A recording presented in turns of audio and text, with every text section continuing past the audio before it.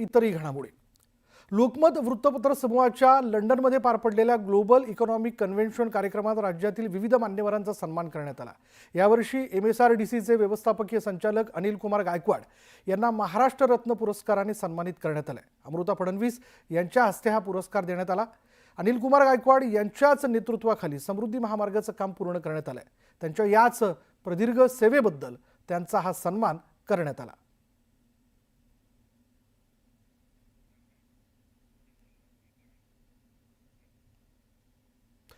पुढे पाहूयात कोल्हापूरच्या कागल तालुक्यातील डोंगर कपारीत वसलेल्या विद्या मंदिर बोळावी शाळेच्या स्थापनेला आज 100 वर्ष पूर्ण झाली आणि या निमित्तानं शाळेत आजी माजी विद्यार्थी आणि शिक्षकांच्या उपस्थितीत मोठ्या उत्साहात शताब्दी महोत्सव साजरा करण्यात आला.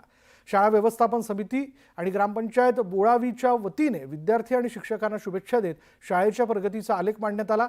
ज्या गावात मूलभूत सुविधांचा अभाव होता, ST सेवा उपलब्ध नव्हती, अशा परिस्थितीत 1925ला शाळेची स्थापना झाली. आज मात्र गेल्या 100 वर्षात बोळावीसारख्या छोट्याशा गावातील या शाळेनं अनेक विद्यार्थी घडवले.